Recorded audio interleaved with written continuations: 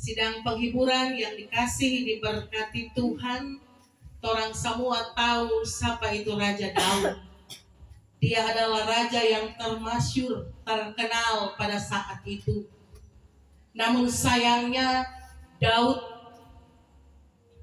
tergelincir dalam dosa persinahan dengan Batsyeba.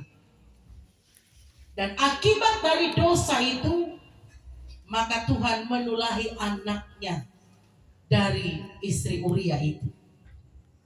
Saudaraku yang kekasih dalam Tuhan, peristiwa kematian memang tidak bisa dihindari. Siapapun kita manusia akan mengalami kematian. Peristiwa duka cita akan senantiasa hinggap dalam kehidupan manusia. Kenapa? Karena sejak awal manusia jatuh dalam dosa, hukumannya adalah mati. Jadi siapapun kita akan mengalami kematian, dan tidak ada yang perlu mempertanyakan apa penyebab kematian itu. Mengapa? Karena sudah menjadi hukum manusia untuk mengalami kematian.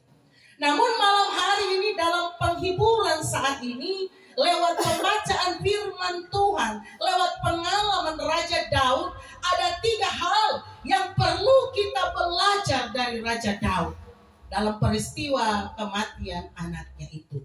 Yang pertama, kita belajar dari Daud tentang bagaimana Daud bergumul dengan Tuhan.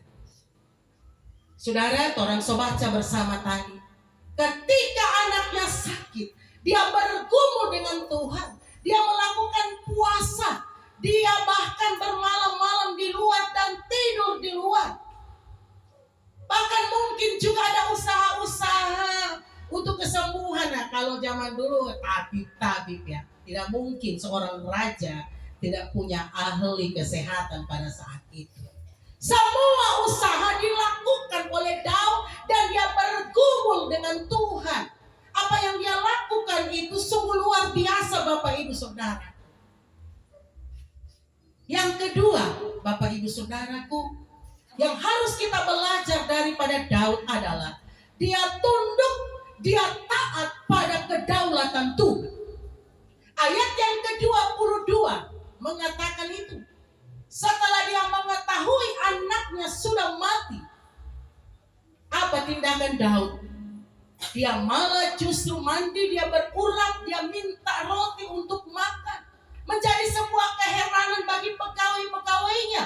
Karena apa? Waktu anaknya sakit, pergumulannya luar biasa.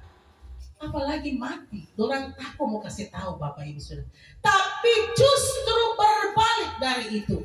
Ketika dia mengetahui anaknya mati, dia justru melakukan sesuatu yang luar biasa. Artinya Bapak Ibu, dia tunduk pada kedaulatan Tuhan. Apa yang Tuhan nyatakan terhadap diri dan anaknya itu sudah merupakan rancangan Tuhan. Daud tidak komplain, sama sekali tidak ada dalam bacaan kita saat ini. Bahkan dia berkata bahwa anak itu sudah mati.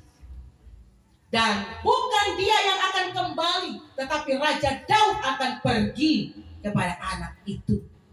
Dia berpikir bahwa waktu dia bergumul, dia berpuasa, dia memohon pengampunan daripada Tuhan, supaya Tuhan mengasihani dia, mengasihani anaknya, dan Tuhan memberikan kesembuhan. Tetapi apa? Jawaban Tuhan lain.